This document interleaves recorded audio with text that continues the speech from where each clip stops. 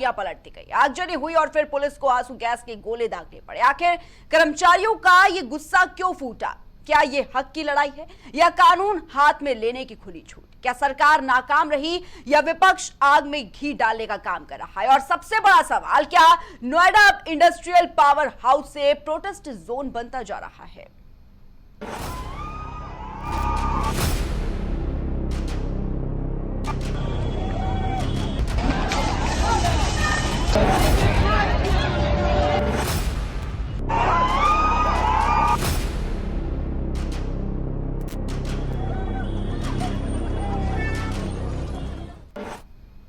तो पूरा मामला क्या है, अब जरा वो भी आपको बताते हैं। उत्तर प्रदेश के नोएडा जिले में वेतन वृद्धि और अन्य मांगों को लेकर श्रमिकों का गुस्सा सड़कों पर दिख रहा है। प्राइवेट कंपनी में काम करने वाले कर्मचारी लगातार सड़कों पर तांडव मचा रहे हैं। पिछले करीब एक हफ्ते से कर्मचारियों का गुस्सा भड़का हुआ है। कपड़ा ट्रेडर्स के कर्मचारियों की हड़ताल से शुरू हुआ विवाद शहर के अन्य फैक्ट्री और कंपनियों तक पहुंच गया है। सेक्टर 62 से लेकर सेक्टर 82 तक कर्मचारी सड़क पर उतरकर उग्र प्रदर्शन करते नजर आए। पुलिस की गाड़ी पलट जाने और आगजनी का मामला भी सामने आया है। कर्मचारियों के आक्रोश को शांत करने के लिए पुलिस ने आंसू गैस के गोले दागे। नोएडा में कर्मचारियों के प्रदर्शन को लेकर सोशल मीडिया पर अफवाहों का दौर शुरू हो गया, तो वहीं इन अफवाहों को लेकर पुलिस प्रशासन भी सतर्क है। लगातार अफवाह फैलाने वालों के खिलाफ कार्रवाई की जा रही है, लेकिन कर्मचारियों की नाराजगी कम नहीं पड़ रही है।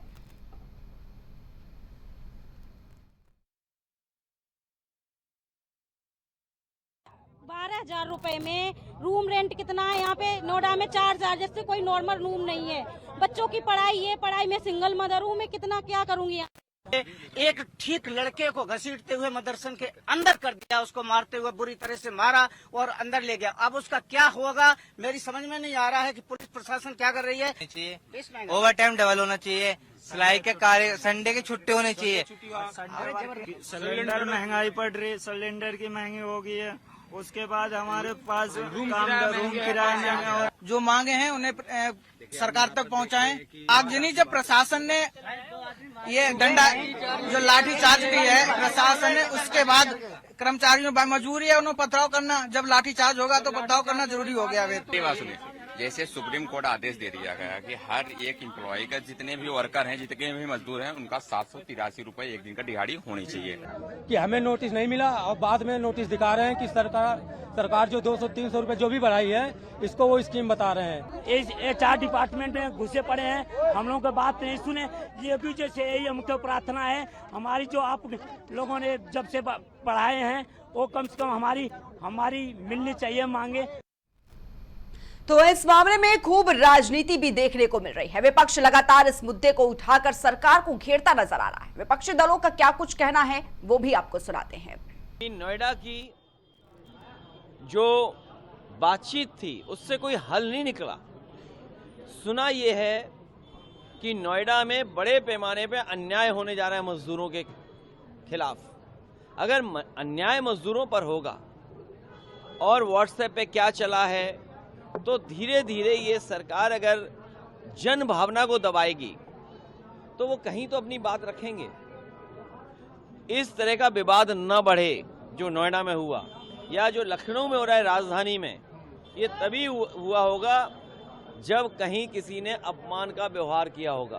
तो जब लोग परेशान हैं तो स्वाभाविक सी बात है कि उत्तेजित होंगे। तो ये सरकार की जिम्मेदारी बढ़ती थी कि उन मजदूरों की बात सुने और जो वो मांग कर रहे हैं उसकी बात सुन तो लेती कम से कम। तो ये बात अनसुनी भी करते हैं, लोगों पे लाठियां भी बरसाते हैं, डंडे भी बरसाते हैं, पथराव करती है ये नहीं है, ये करवाते भी हैं और साथ में ये बुलडोजर भी चलवाते हैं।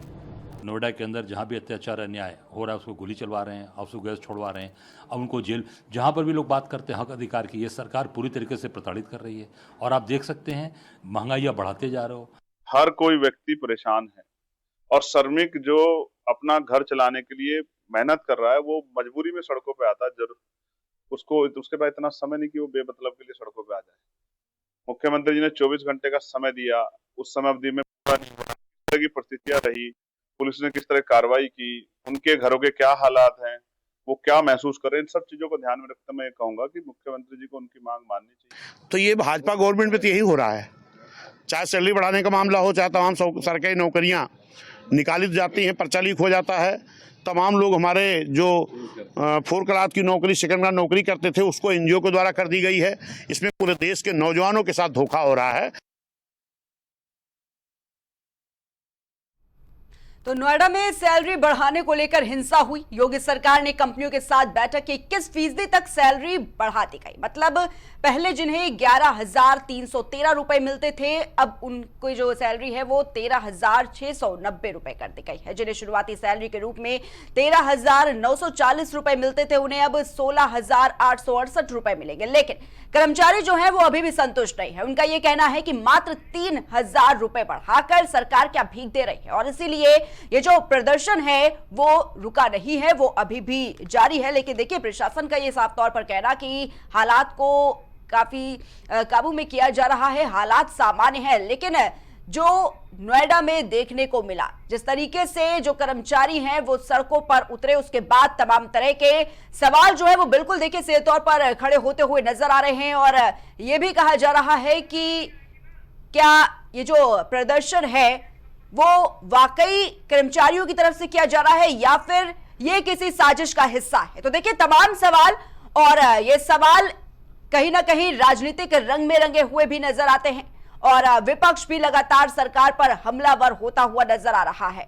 और इसी के चलते आपको ये बता दें कि ये जो लगातार मांग उठाई जा रही थी कर्मचारियों की तरफ से, अब उस पर देखिए 3,000 रुपए बढ़ाए गए हैं। लेकिन जो कर्मचारी हैं जो लगातार अपनी मांगों को रखकर प्रदर्शन कर रहे थे, वो अभी भी संतुष्ट नहीं है।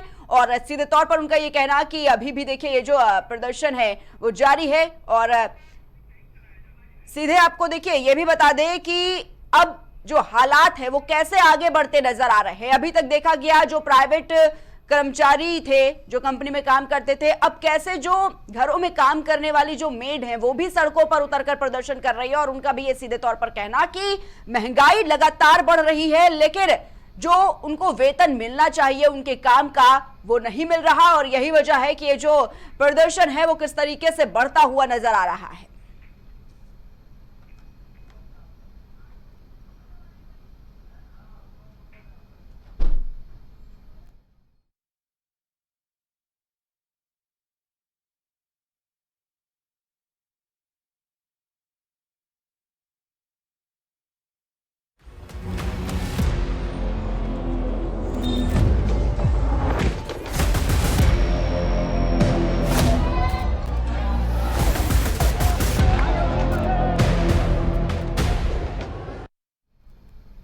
तो आज की बहस का सबसे बड़ा सवाल यही है कि क्या नोएडा में हो रहा ये प्रदर्शन वाकई मजदूरों का आंदोलन है या इसके पीछे विपक्ष की कोई साजिश छिपी है। क्या हिंसा सिर्फ एक बहाना बन गई है और असली निशाना कुछ और है। यूपी का 2027 चुनाव, तो तमाम तरह के देखिए जो सवाल है वो बिल्कुल खड़े होते हुए नजर आ रहे हैं। और अब देखिए जो प्रदर्शन है वो किस तरीके से एक बड़ा रूप लेता हुआ भी कहीं ना कहीं देखा गया। और जो प्राइवेट कंपनी में काम करने वाले कर्मचारी थे वो तो अपनी मांग रख ही रहे थे, लेकिन अब देखिए जो मेड है घरों में काम करने वाली, वो भी अपनी जो मांगे हैं वो उठाती हुई सीधे तौर पर नजर आ रही हैं। तो चर्चा की शुरुआत करेंगे। हमारे साथ सबसे पहले तो भारतीय जनता पार्टी से शशिकांत जी जुड़े हुए हैं। शशिकांत जी, बहुत बहुत स्वागत है आपका। शशिकांत जी, सबसे पहला सवाल जो देखा जा रहा है, जो नोएडा में देखा गया, किस तरीके से जो कर्मचारी थे जो प्राइवेट कंपनी में काम करते थे, कैसे अपने वेतन की मांग को लेकर सड़कों पर उतर आए, और इस पर बयानबाजी भी काफी हुई, विपक्ष की तरफ से भी तमाम सवाल उठाए गए सरकार को लेकर। लेकिन देखिए ये भी कहा जा रहा है कि जो 3,000 रुपए बढ़ाए गए हैं ये अभी भी कम है। 3,000 रुपए बढ़ाने से क्या होगा, इतनी महंगाई है। 8,000 10,000 रुपए ये पा रहे थे, अगर 21% बढ़ा भी दिया गया तो ये ज्यादा रुपए नहीं है। और अभी भी देखिए इसीलिए जो प्रदर्शन है, जो मांगे हैं कर्मचारियों की, वो जारी हैं। शशिकांत जी जी, देखिए अगर प्रथम दृष्टिया देखा जाए तो जो हमारे श्रमिक भाई आंदोलनरत हैं उनका जो आक्रोश है वो उन कंपनियों के खिलाफ है जहां वो काम करते थे। उनका आक्रोश सरकार के खिलाफ नहीं है, उनका आक्रोश उन कंपनियों के खिलाफ, चाहे वो गारमेंट कंपनी हो चाहे जो भी कंपनी हो, तो उन कंपनियों के खिलाफ है जहां वो काम करते थे। लेकिन इनके आंदोलन शुरू करते ही सरकार ने संज्ञान में लिया और तुरंत उत्तर प्रदेश सरकार ने 3,000 रुपए इनकी सैलरी को बढ़ाया और और जो वहां के अधिकारी जो हमारे श्रम आयुक्त हैं, श्रम आयुक्त तुरंत को सक्रिय किया गया। श्रम आयुक्त आज की तारीख में सक्रिय हैं, डीएम हैं, नोएडा प्राधिकरण के सीईओ हैं और पुलिस प्रशासन है। ये सब लोगों की एक कमेटी बनाई गई है और ताकि वहां श्रमिकों को जो भी असुविधाएं और दिक्कतें हो रही हैं उसका वो पूरी तरीके से जायजा ले, रिपोर्ट देंगे, उस पर सरकार आगे भी काम करेगी। अभी प्रथम प्राथमिक तौर पे 3,000 रुपए सैलरी बढ़ाई गई, इससे सरकार की मंशा साफ है। जाहिर होता है कि सरकार जो है श्रमिकों के साथ खड़ी है। आगे भी अगर ऐसा कोई भी सुझाव आता है, श्रमिक जो हमारे आंदोलनरत हैं उनको उग्र आंदोलन ना करके सरकार को सुझाव देना चाहिए कि किस प्रकार से उनका भला हो सकता है, तो सरकार निश्चित रूप से उनके लिए काम करेगी। पूरा श्रम आयुक्त तो वहां पे सक्रिय है ही, जितना श्रम निदेशालय है लखनऊ से जो भी अधिकारी जिम्मेदार लोग हैं वो सारे लोग सक्रिय हैं। इस समय सारे स्थिति में जायजा बनाए ले रहे हैं। ठीक है शशिकांत जी, लेकिन देखिए तमाम तरह के जो सवाल है वो बिल्कुल उठ रहे हैं और वो लाजमी भी हैं सवाल। आप कह रहे हैं कि ये जो प्रदर्शन था, ये जो मांगे थी वो प्राइवेट कंपनियों के लिए थी, इन कर्मचारियों की, ना कि सरकार के लिए। लेकिन सरकार की तरफ से क्या कोई नियम कानून इन जैसी कंपनियों के लिए नहीं है क्या? क्योंकि जो कर्मचारी प्रदर्शन कर रहे थे उनका ये साफ तौर पर कहना कि भाई 8 घंटे की शिफ्ट होनी चाहिए, लेकिन कैसे उनसे 12 से 15 घंटे काम करवाए जाते हैं, वेतन के नाम पर 8 से 12 हजार रुपए तक पकड़ा दिए जाते हैं, उससे ज्यादा नहीं। महंगाई इतनी ज्यादा है, तो एक्शन ऐसे कंपनियों के खिलाफ कौन लेगा? हाँ ठीक है, आपने प्रिया जी बिल्कुल सही सवाल आपने किया। देखिए ऑलरेडी श्रम के कानून बने हुए हैं। अब ये कंपनियां श्रम के कानून का पालन कर रही हैं कि नहीं कर रही हैं? अगर नहीं कर रही हैं तो इनके ऊपर भी कार्रवाई होगी, ये कार्रवाई के दायरे में आएंगे। और हमारे जो भी श्रमिक जो भी सवाल उठा रहे हैं, जो भी उनके साथ अगर कोई अन्याय हुआ है या कोई उनको ओवर टाइम करा करके ओवर टाइम का पैसा नहीं मिलता है, ओवर टाइम तक के पैसे का कानून है। हाँ। कि इतने घंटे काम लेने के बाद इतने घंटे काम लेंगे तो ये इतना उसका भी दर बना हुआ। तो श्रम का कानून ये कंपनियां मान रही है कि नहीं मान रही है? अब ये आंदोलन जब थोड़ा शांत पड़ जाए, लोग अपने काम पे चले जाएं, तो निश्चित रूप से सरकार उस पे संज्ञान में ले चुकी है। निश्चित रूप से कानून के दायरे में उन कंपनियों पर भी कार्रवाई होगी। श्रमिक भाइयों को इस सरकार से भरोसा रखना चाहिए। लेकिन देखिए अखिलेश यादव भी इस पर ट्वीट कर रहे हैं। वो ये सीधे तौर पर कह रहे हैं कि ये जो देखा जा रहा है, जो प्रदर्शन हो रहा है, अखिलेश यादव का एक ट्वीट है शशिकांत जी, वो ये लिखते हैं कि नोएडा में वेतन बढ़ाने को लेकर जो आंदोलन हो रहा है उसका जो कारण है वो सिर्फ और सिर्फ भारतीय जनता पार्टी है, जो वो एक तरफा नीति है, जो पूंजीपतियों का सिर्फ और सिर्फ पोषण करती है। जो सरकार का पैसा है वो सिर्फ पूंजीपतियों के लिए है, ना कि जो काम करने वाले मजदूर हैं, जो कर्मचारी हैं, उनके लिए है। प्रिया जी, अखिलेश यादव को तो बोलने का अधिकार ही नहीं है। हाँ। क्यों अधिकार नहीं है? कि जब ये लोग मुख्यमंत्री थे तो ये नोएडा जाते ही नहीं थे। इस अंधविश्वास के कारण नहीं जाते थे कि कुर्सी चली जाएगी। तो ये तो कुर्सी और सत्ता बचाने वाले लोग हैं। नोएडा का इन्होंने भला नहीं किया। सपा बसपा में मुख्यमंत्री वहां जाते ही नहीं थे। तो सपा बसा नोएडा के जो श्रमिकों की समस्या है, ये सपा बसपा की देन है। आज वो समस्याएं जो सामने आ रही हैं, सब सपा बसपा राज के समय की देन है। अगर उस समय ये नोएडा अगर गए होते ये लोग मुख्यमंत्री, तो ये सब समस्याएं शायद ना देखने को मिलती। एक बात। दूसरा, जो अखिलेश यादव के बयान की बात आप कर रही हैं, तो जब तक कुंभ में ये रोज ट्वीट करते थे, रोज बयानबाजी करते थे कि क्यों ना कुंभ में कुछ न कुछ अराजकता हो जाए, कुछ न कुछ खराबी हो जाए, और जब वहां पे कुंभ में वहां पे हादसा हो गया तब जाकर के इन लोगों के कलेजे में ठंडक पड़ी। तो ये तो जहां भी आंदोलन चल रहा है ये चाहते हैं कि जल्दी उग्र हो जाए, जल्दी से। लेकिन मैं श्रमिक भाइयों से कहूंगा कि इनके बहकावे में ना आए, इनके राजनीति में ना पड़े। ये विपक्षी जो है घी में आग में घी डालने का काम करेंगे, तो इनके बहकावे से बचें, इनके बयानों से बचें। और हो सकता है कि इनके लोकल सक्रिय नेताओं को इन्होंने सक्रिय कर दिया हो, तो उनके संपर्क में आने से बचें, क्योंकि ये लोग श्रमिकों का नुकसान कराने के लिए तरह तरह के बयान देते रहते हैं। ठीक है शशिकांत जी, तो देखिए आज ये जो हम लोग डिबेट अपनी कर रहे हैं और इसमें सबसे बड़ा सवाल यही है कि क्या नोएडा में हो रहा ये प्रदर्शन वाकई मजदूरों का आंदोलन है या इसके पीछे विपक्ष की कोई साजिश छिपी है? क्या हिंसा सिर्फ एक बहाना बन गई है और असली निशाना 2027 का चुनाव है? सरकार ने 21% तक सैलरी बढ़ाने का फैसला लिया, लेकिन उसके बावजूद कर्मचारियों का गुस्सा क्यों नहीं थम रहा? क्या उनकी मांगे जायज है या इस पूरे आंदोलन में राजनीति हावी हो चुकी है? क्या 3000 रुपए की बढ़ोतरी मजदूरों के लिए राहत है या इसे वो अपमान मान रहे? और साथ ही बड़ा सवाल यह भी है कि क्या यह प्रदर्शन अब हक की लड़ाई से आगे बढ़कर प्रेशर पॉलिटिक्स बन चुका है और क्या सोशल मीडिया पर फैल रही अफवाहें इस आग को और बढ़ा रही हैं। और हमारे साथ पैनल पर और गेस्ट भी जुड़ चुके हैं। सबसे पहले हम आपका उनसे परिचय करवा देते हैं, फिर डिबेट को आगे बढ़ाते हैं। हमारे साथ समाजवादी पार्टी से शशिलेंद्र यादव जी जुड़ चुके हैं स्टूडियो से। शशिलेंद्र जी, बहुत बहुत स्वागत आपका। हमारे साथ वरिष्ठ पत्रकार मनमोहन अग्रवाल जी जुड़ चुके हैं। मनमोहन जी, आपका भी बहुत बहुत स्वागत है।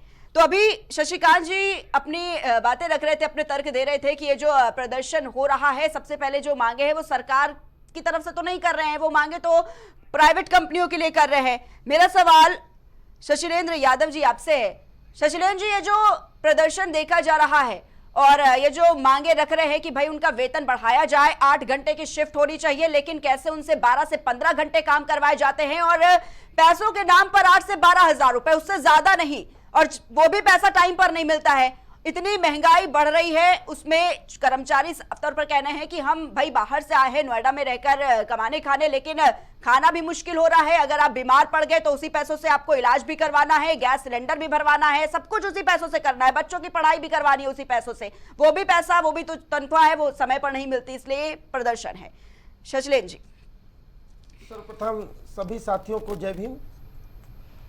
देखिए प्रिया जी, अभी मैं भारतीय जनता पार्टी को सुन रहा था, जो ये मजदूर लोग प्रदर्शन कर रहे हैं, अभी मैं वीडियो देख रहा था किस तरीके से उत्तर प्रदेश सरकार की जो बर्बरता पूर्वक ये पुलिस है उन पर लाठीचार्ज कर रही थी और इस तरीके से उनकी पिटाई कर रही थी जैसे किसी आतंकवादी को पीट रहे हो, जैसे किसी चोर उचक्के को पीट रहे हो, जैसे उनका इतना बड़ा गुनाह हो कि उन्होंने देश के खिलाफ कोई ऐसा षड्यंत्र रचा हो। जिस तरीके से उनकी पिटाई कर रहे थे, वो मांग क्या कर रहे थे?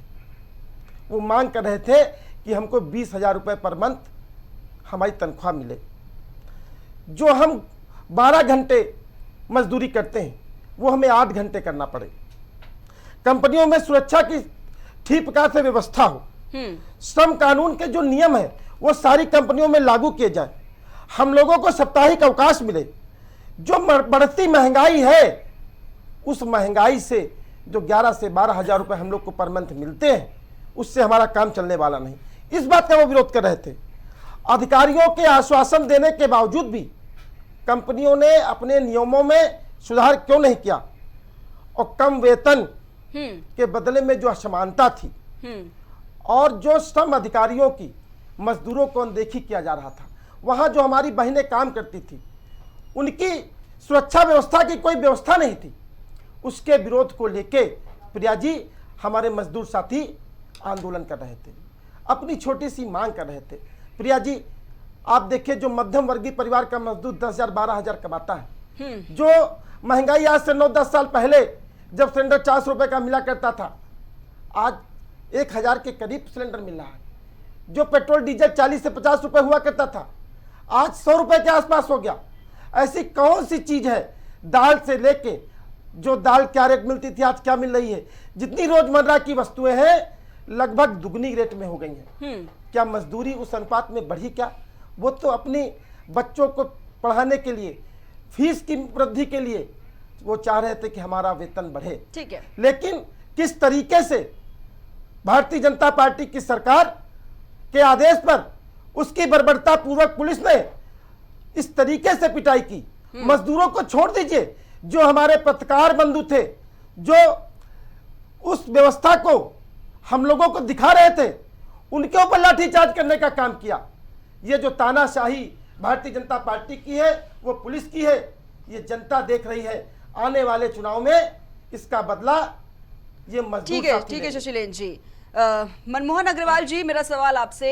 मनमोहन जी, देखिए, ये जो प्रदर्शन देखा गया नोएडा में, जो अपनी मांगों को रखकर कर्मचारी प्रदर्शन कर रहे थे कि भाई उनकी सैलरी को बढ़ाया जाए, 8 से 10 हजार रुपए में कुछ नहीं होता, घर चलाना आज की महंगाई में बहुत मुश्किल है, तो उनकी सैलरी बढ़ाई जाए, और ये मांग प्रदर्शन कर रहे थे इसको लेकर।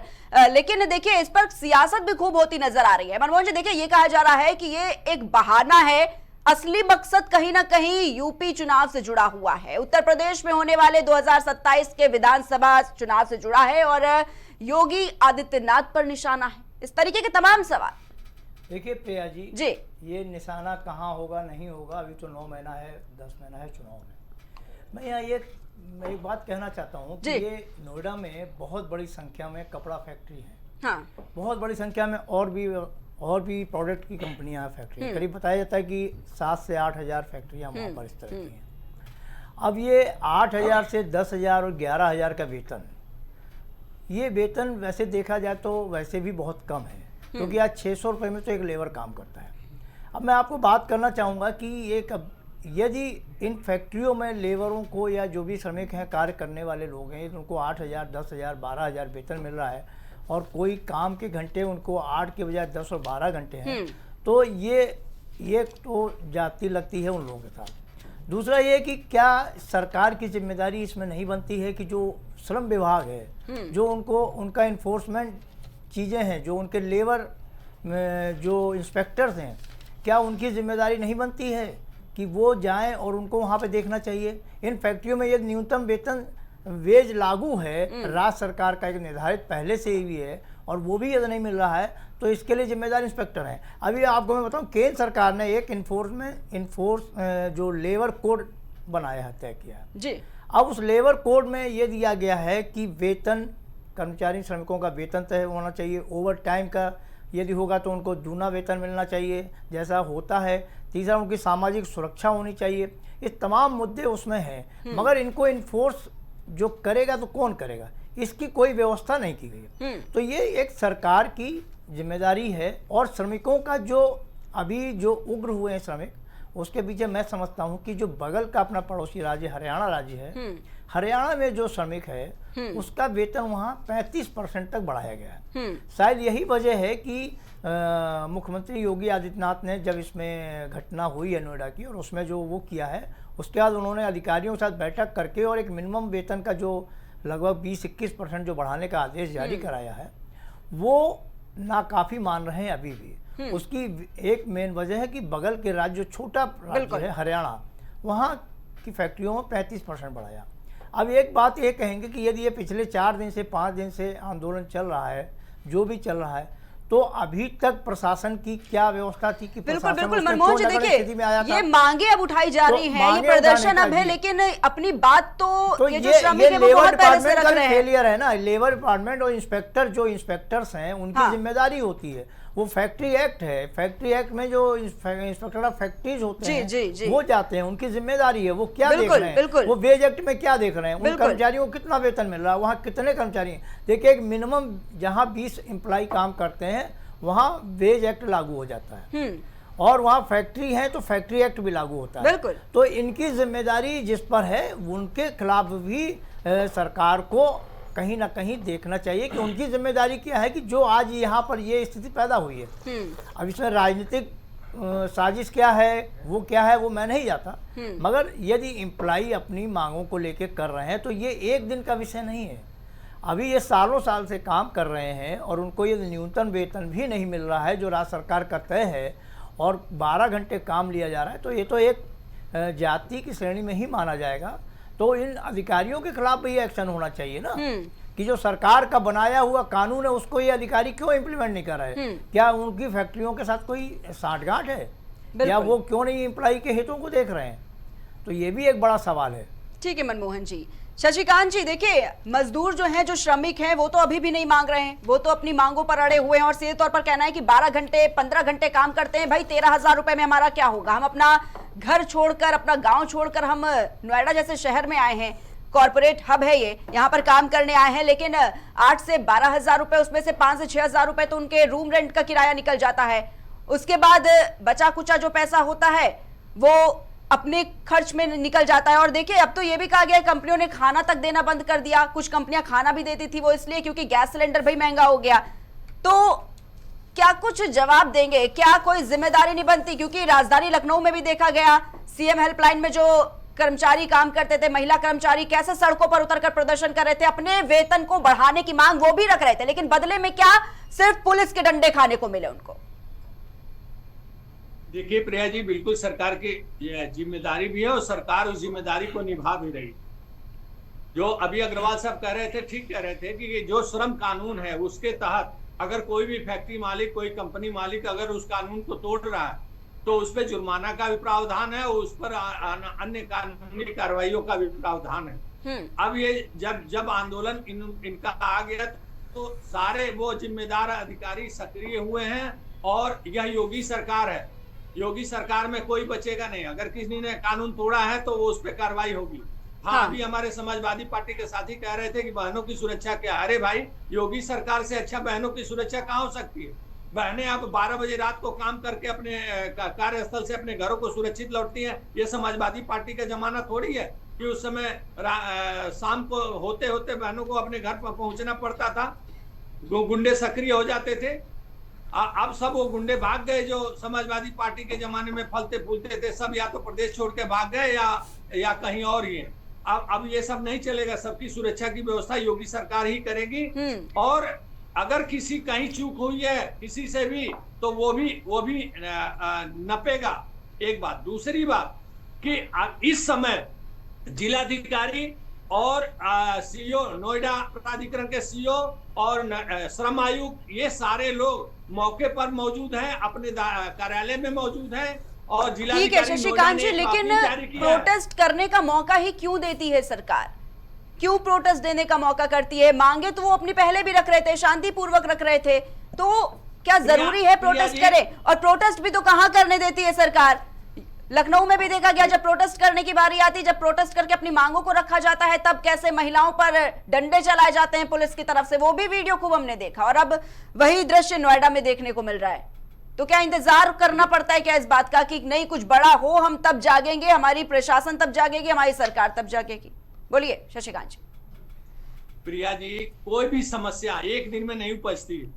लंबे जो अभी अग्रवाल साहब कह रहे थे कि कहीं ऐसा तो नहीं है कि अधिकारी और कंपनियों में साठगांठ हो। ये एक दिन में थोड़ी होता है। लंबे समय से साठगांठ हो चलता है, तब जाकर के ये लोग अपनी मंशा में सफल होते हैं। तो अब ये योगी सरकार है। ये पहले की सरकार नहीं कि मुख्यमंत्री नोएडा नहीं जाते थे कि भाई नोएडा हम नहीं जाएंगे, हमारी सरकार हिल जाएगी।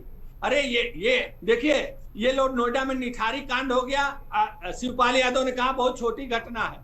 जवाहर बाग घटना हो गया मथुरा में, और राम वृक्ष यादव भूमाफिया ने एसपी चतुर्वेदी को मार डाला। ठीक है। ये परिक्रमा करने जो लोग जा रहे थे वहां गोली चलवा दिया अयोध्या में। भाई ये सब इनके सरकार के कारनामे हैं। अगर हमारे श्रमिक अगर आंदोलनरत होकर सड़कों पर आए हैं तो यह सरकार निश्चित रूप से गंभीरता से ली है इसको, और आगे भी इस पर कार्रवाई करेगी, श्रमिकों के हित के लिए कार्य करेगी।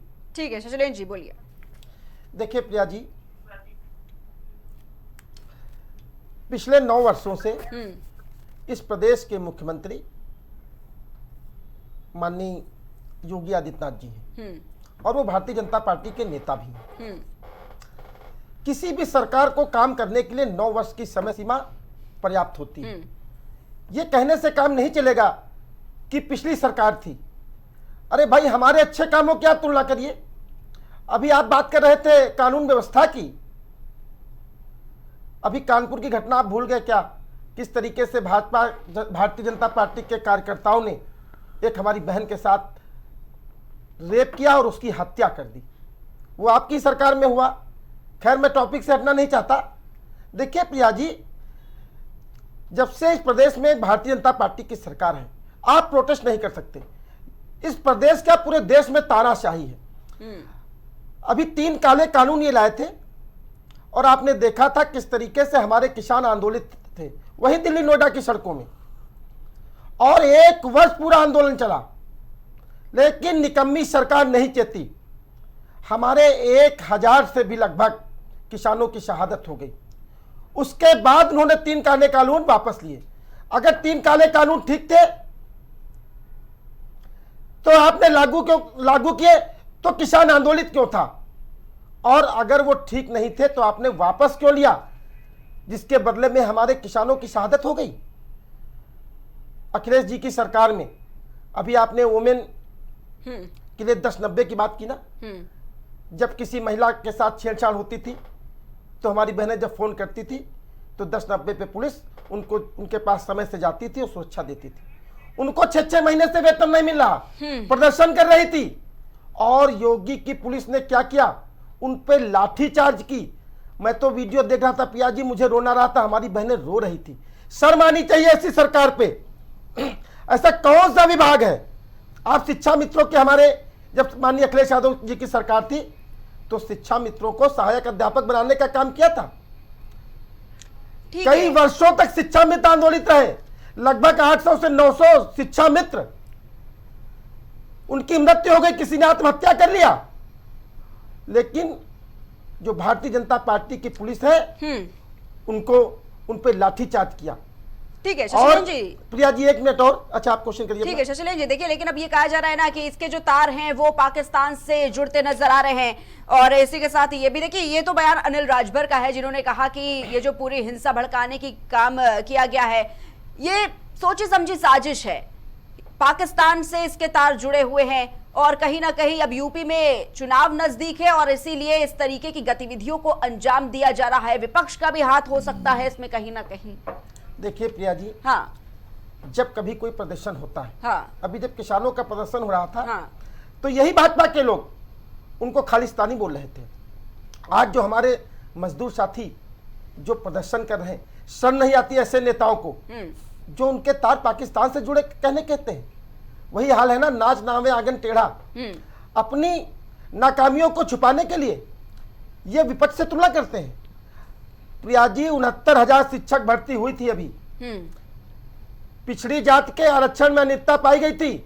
आज भी इको गार्डन में 3 वर्षों से ऊपर का मामला है। आप देखिए जाके, लोग धरने पर बैठे हैं लेकिन कोई सुनने वाला नहीं है। इस देश और प्रदेश में तानाशाही चल रही है। अगर आप इनके खिलाफ कोई पत्रकार जाएगा तो उस पर लाठी चला देंगे, उसको जेल में भेज देंगे। कोई भी समाज का व्यक्ति, चाहे वो पत्रकार हो, चाहे डॉक्टर हो, चाहे इंजीनियर हो, चाहे राजनीति से संबंधित व्यक्ति हो, अगर सरकार के खिलाफ जाएगा तो उसके खिलाफ लाठीचार्ज करेंगे, उसके खिलाफ झूठे मुकदमे लिखाएंगे और उसके बाद उसको जेल में डालने का काम करेंगे। और अभी आप देखिए, हमारी आंगनबाड़ी कार्यकर्त्री बहनें बैठी थी, 6-6 महीने से उनको जो है वेतन नहीं मिल रहा है। ठीक है मनमोहन अग्रवाल जी, देखिए अब ये जो कहा जा रहा है कि कहीं ना कहीं इसके पीछे एक बहुत बड़ी साजिश है, इसके जो तार हैं वो पाकिस्तान से जुड़ते नजर आ रहे हैं। और देखिए पुलिस का भी बयान सामने आया, वो कह रहे हैं हिंसा भड़काने के लिए कई व्हाट्सएप ग्रुप्स पहले 3 दिन से काफी सक्रिय थे, उसमें तमाम तरह की बातें जो हैं वो सामने निकल कर आई। उसमें ये बताया जा रहा था, कुछ इंस्टाग्राम चैट भी सामने आई, उसमें कहा जा रहा था कि मिर्ची पाउडर लेकर आए जो लोग भी आए। तो क्या लगता है आखिर इस तरीके से हिंसा भड़काने का काम क्यों किया जाएगा कर्मचारियों के नाम पर? देखिए प्रिया जी, हाँ, जो स्थिति नोएडा में बनी है जी, पहली दृष्टया तो यह है कि वो जो सामने दिखाई पड़ रहा है वो कर्मचारियों का आक्रोश है। क्योंकि जिस तरीके से अभी ईरान और अमेरिका इजराइल की जो जंग थी उसमें हम लोगों ने भी देखा कि सड़कों पर सिलेंडर लेने के लिए लाइन लग गई। अभी आप देखिए कि ये नोएडा में ही नहीं है, जैसे ही गैस का संकट आया, गुजरात सूरत से तमाम हजारों हजार की संख्या में श्रमिकों ने पलायन कर दिया, क्योंकि उनके पास और तमाम लोगों के बयान भी आए और लोगों के पास गैस मतलब रोटी पकाने का साधन नहीं रहा, फैक्ट्रियां तमाम बंद हो गई। हाँ। तो एक जो कि एक बड़ा इंडस्ट्रियल हब है, सूरत है, अहमदाबाद है, गुजरात का हिस्सा है, और भी दूसरे राज्यों में श्रमिक वापस आने लगे। तो अब नोएडा में भी वो स्थिति है। अब नोएडा चूँकि ये बिहार से, यूपी से तमाम श्रमिक वहाँ पर रह रहे, सालों साल से काम कर रहे हैं, तो इनके सामने भी आर्थिक संकट निश्चित तौर से बढ़ा है और उस कंडीशन में उनको ये लग रहा हो कि हमारा वेतन नहीं है। अब ये जो आंदोलन मैं देख रहा हूँ 3 दिन से जो भी चल रहा है, इसमें कोई लीडरशिप नहीं दिखाई पड़ रही। अब हो सकता है कि जो मंत्री जी हैं या जिन्होंने भी जो बयान दिया हो कि पाकिस्तान से तार जोड़ रहे हैं, हो सकता है सरकार के पास तमाम इंफ्रास्ट्रक्चर होते हैं, जानकारियाँ होती हैं, इंटेलिजेंस होता है, IB है, रॉ है, तमाम तरह की चीज़ें हैं, वो हो सकता है उनके पास कोई ऐसी जानकारी हो। मगर ये प्रशासन का भी एक दायित्व बनता है, स्थानीय प्रशासन है उसका भी एक दायित्व बनता है कि वो इसमें लोगों को तलाशे कि भाई किससे बात करनी है, फैक्ट्री वालों को उनके साथ, मालिकानों के साथ बात करें। ये जो आज लेबर कमिश्नर हैं या जो भी अधिकारी, प्रमुख सचिव मान ली जाके बैठ जाए, कोई बड़े अधिकारी जाकर के आज नोएडा में बैठ करके इस चीज़ों को देख रहे हैं, या CEO या आप समझिए जो नोएडा अथॉरिटी के जो अधिकारी हैं बैठ रहे हैं, ये अभी तक क्यों नहीं गए थे वहाँ? मेरा एक सवाल इस पर यह है प्रिया जी कि ये जो जितने भी इंडस्ट्रीज हैं, जितने भी छोटी छोटी शॉप हैं, ये जितने भी सब लेबर एक्ट, वाणिज्य जो लेबर एक्ट है उसके अंदर आते हैं। एक ये आपका फैक्ट्री एक्ट एक अलग है, वो सारी चीजें आती हैं, उसमें बाकायदा इंस्पेक्टर्स के दौरे होते हैं, उसमें ये सारी चीजें हैं, उसमें तमाम कानून है। वो आखिर क्यों वो अब तक ये उसका पालन नहीं हो रहा था? यदि 10,000 वेतन मिल रहा है तो लेबर इंस्पेक्टर क्या कर रहा है? उसकी जिम्मेदारी है कि ये फैक्ट्री में 100 एम्प्लाई है तो 100 एम्प्लाई वाली फैक्ट्री का मिनिमम वेज एक्ट ये होगा। यदि वो काम ये बात कर रहे हैं कि हमारा 12 घंटे की नौकरी ली जा रही है, काम लिया जा रहा है, तो उस 12 घंटे का वेतन क्यों नहीं मिल रहा, ये देखना जिम्मेदारी है इंस्पेक्टर की, ये जिम्मेदारी है फैक्ट्री इंस्पेक्टर की, ये जिम्मेदारी है दूसरे और अधिकारियों की। यदि हम आज जब आग लग गई तो हम पानी कुआं खोद के पानी लेने चलेंगे, वो स्थिति मुझे लगता ठीक नहीं है। अधिकारियों की जिम्मेदारी है। हाँ, हो सकता है कि मुख्यमंत्री योगी आदित्यनाथ जी ने जिस तरह से अभी इस बात पर संज्ञान लिया, कल वो कहीं बाहर दौरे पर थे, वहाँ से आकर के उन अधिकारियों से मीटिंग किया, बाकायदा उसका वेतन बढ़ाने का भी आदेश जारी हुआ, एक गया।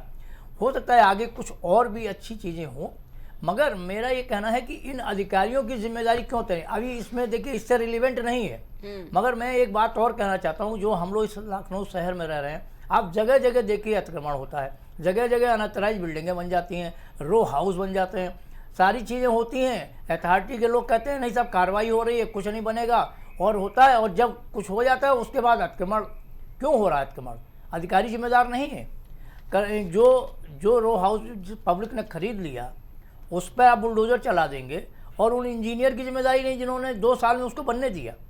8 मंजिल की बिल्डिंग यदि 2 दिन में नहीं बन जाती। बिल्कुल मनमोहन जी, लेकिन मेरा एक सवाल है, इस तरह से मैं कह रहा हूँ कि सारी चीजें हैं, इस पर सरकार की ही जिम्मेदारी बनती है मनमोहन जी। लेकिन मेरा सवाल एक ये भी है आपसे कि क्या सरकार इस वक्त का इंतजार करती है कि कोई अप्रिय घटना घटित ही हो जाए? इस तरीके से प्रदर्शन हुआ, बिल्कुल भी ये ठीक बात हालांकि नहीं है, बहुत ज्यादा नुकसान हुआ है, करोड़ों का नुकसान हुआ है, संपत्ति को नुकसान पहुंचा है देश के, लेकिन क्या इंतजार में रहती है कि नहीं ये घटना घटित हो जाए, हम फिर एक्शन ले तो रहे हैं ना, हम कार्रवाई करेंगे, पहले घटना तो घटित हो, उससे पहले ये एक्शंस क्यों नहीं लिए जाते? उससे पहले ये प्रशासन जो बैठा हुआ है वो आखिर क्या काम करता है? देखिए प्रिया जी, मैंने अभी आपको यही बात बोली, हाँ, कि आज लेबर कमिश्नर बैठा दीजिए, आज पुलिस कमिश्नर को बैठा दीजिए, आज आप नोएडा अथॉरिटी के चेयरमैन को बैठा दीजिए, इससे क्या होने वाला है? जिनके ऊपर जिम्मेदारी है वो आखिर क्या कर रहे हैं? मैंने आपको एक उदाहरण दिया कि अतिक्रमण वाले में, आपको रो हाउस वाले, मैंने इसीलिए आपको उदाहरण दिया। 8 मंजिल की बिल्डिंग बनती है 2 साल में, 4 साल में बनेगी, मगर वो कैसे हो गई, कैसे बन गई? तो आज भी मैं वही कह रहा हूँ, नोएडा की भी स्थिति वही है। क्यों नहीं वो जिम्मेदार हैं लेबर डिपार्टमेंट के अधिकारी, जिनके ऊपर जिले की जिम्मेदारी है, जिनके ऊपर फैक्ट्रियों में जाँच की अधिकारी है, क्यों वो जाकर के AC कमरे में जाकर के बैठ करके मालिकानों से मिलकर चले आते हैं? क्यों नहीं वो लेबरों की समस्या को ध्यान देते हैं? क्या उनको नहीं पता है कि या तो ये है कि जो डॉक्यूमेंट्स है, वो जो फैक्ट्रियों के डॉक्यूमेंट्स हैं उसमें सैलरी अकाउंट कुछ होगा और एम्प्लॉय को दिया कुछ और जा रहा होगा? क्यों नहीं? देखिए एक व्यवस्था इसमें होनी चाहिए कि जो भी श्रमिक है उसको बाकायदा अपॉइंटमेंट लेटर मिले। ये जो केंद्र सरकार ने किया है, लेबर कोड बनाया है, उसके अंदर यही व्यवस्था बिल्कुल श्रमिक को अपॉइंटमेंट लेटर मिले, उसको उस पर सैलरी लिखी हुई मिले और उसे साइन हो, ताकि वो यदि एग्रीमेंट के तहत आया है काम कर रहा है। अब यहाँ एक बात और मैं कहूँगा कि जो लेबर काम करने गए हैं उन्होंने तय किया होगा ना कि मैं 10,000 में काम करूँगा, तो वो 10,000 उसको यदि मिल रहा है तो ठीक है। हम यदि काम नहीं करेंगे तो भी है कि हम 10,000 में काम नहीं करना चाहते तो फैक्ट्री वाला नहीं रखेगा।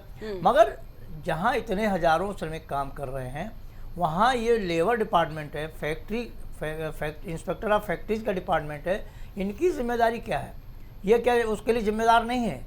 तो हो सकता है कि जब इस तरह की स्थिति पहुंच गई है, आज बिल्कुल नोएडा जल रहा है, चारों तरफ हाहाकार मचा हुआ है, सारा मुख्यमंत्री तक भी परेशान है, सारी सरकार उस पर लगी है, तो कहीं ना कहीं अब ये बात है कि देश में तमाम घटनाएं ऐसी हो जाती हैं, तब कहीं का तार कहीं से जोड़ जाता है, वो एक पॉलिटिकल इशू है और जोड़ दिया जाता है। जो मूल घटना से ये इसका कोई मुझे नहीं लगता कोई लेना देना है। ठीक है मनमोहन जी, इसमें कहीं ना कहीं लीडरशिप निकाल करके मैनेजमेंट को, प्रशासन को उस पर बात करनी चाहिए ताकि ये आंदोलन समाप्त हो।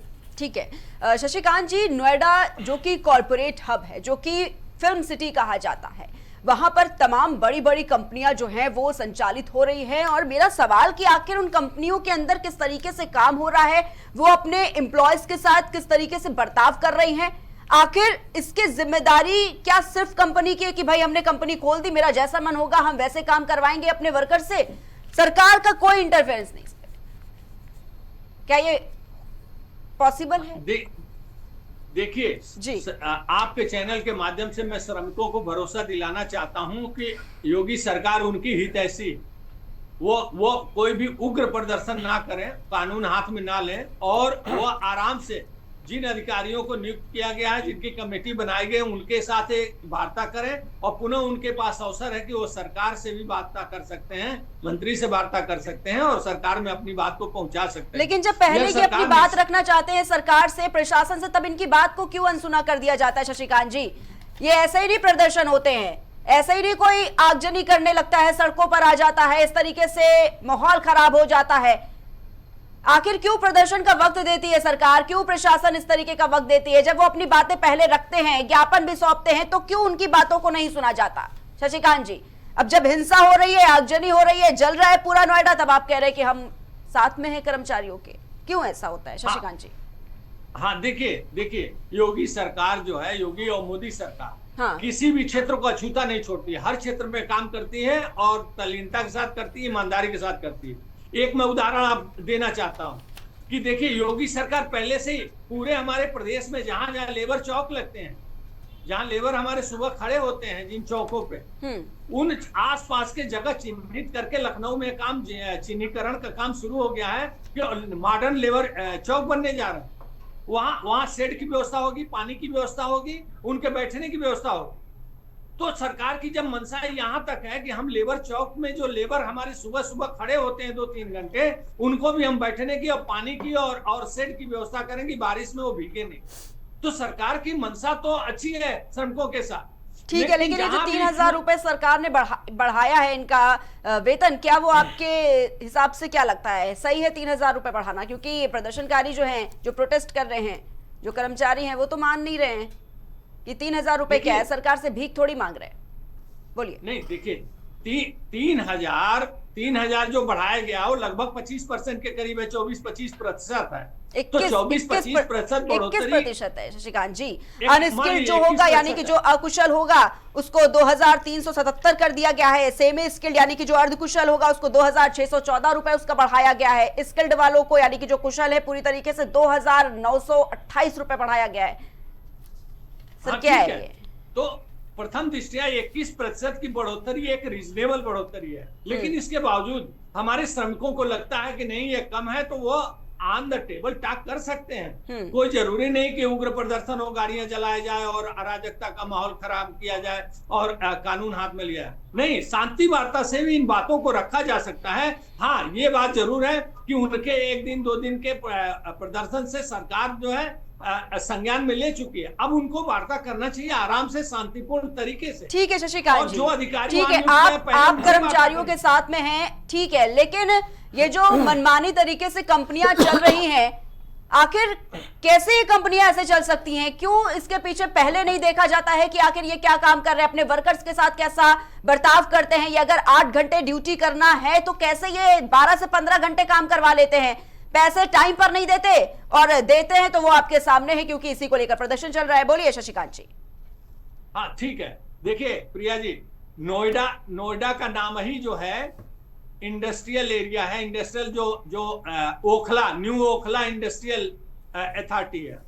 तो जहां इंडस्ट्रियल डेवलपमेंट ही हुआ, जब से नोएडा का निर्माण हुआ ओखला और नोएडा का, तो तब से वहां इंडस्ट्रियल वहां जो कानून है वो प्रभावी है।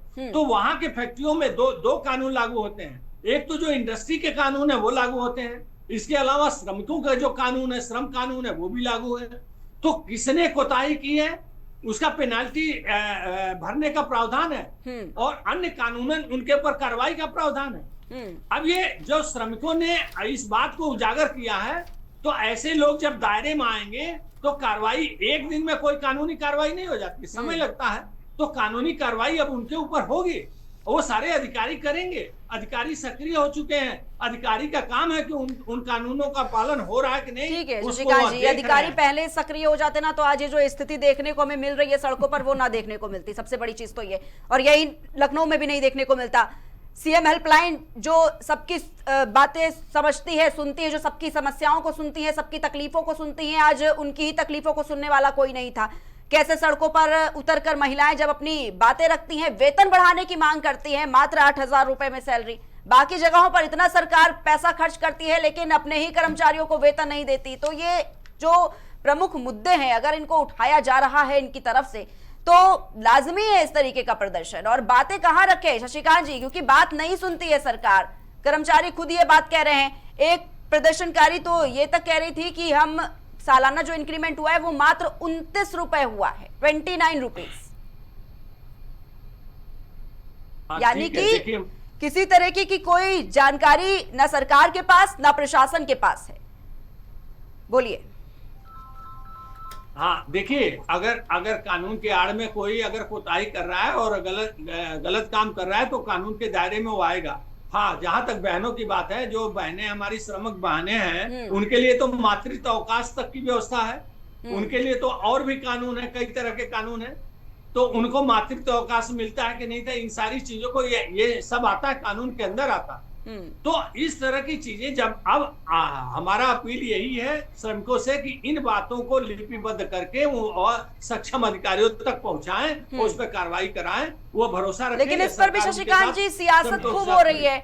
ये भी कहा जा रहा है कि कहीं ना कहीं जो विपक्ष है वो मिला हुआ है, पाकिस्तानी तार जुड़े हुए हैं इनके पीछे से, यानी कि ये जो प्रदर्शनकारी अपनी बातें रख रहे हैं, मीडिया के सामने अपनी बातें रख रहे हैं, ये सब झूठ बोल रहे हैं क्या आकर?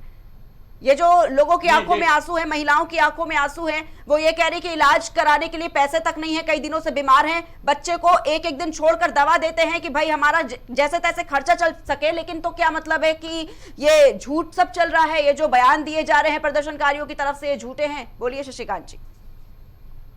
नहीं देखिए, जो श्रमिक हैं वो हमारे हैं, जो भी श्रमिक बहनें हैं वो हमारी हैं, सरकार उसकी चिंता करेगी। कहीं कोई उनको अब जो है ये भरोसा रखना चाहिए कि सरकार ने संज्ञान में लिया है, अब उनकी मांगे पूरी होंगी, जितना संभव होगा कानून के दायरे में उनकी मांगे पूरी होंगी। एक बात। दूसरी बात, इसी देश में कटु अनुभव रहा है, जो किसान आंदोलन की बात अभी ये भाई साहब कर रहे थे, किसान आंदोलन जब चल रहा था तो प्रायोजित तरीके उसके तार 7 समुंदर पार जुड़े हुए थे, और वहां जो कुछ ऐसे वस्तुएं पाई गई जिनके मेड इन कनाडा और किस तरह की वस्तुएं ये रिपोर्टर दिखाते थे, मीडिया के रिपोर्टर दिखाते थे कि मेड इन कनाडा वस्तुएं। इसमें भी तो यही कहा जा रहा है ना शशिकांत जी कि इसके तार पाकिस्तान से जुड़े हुए हैं, विपक्षी साजिश है, ये चुनाव नजदीक है इसलिए इस तरीके से हिंसा को अंजाम देने की कोशिश की जा रही है।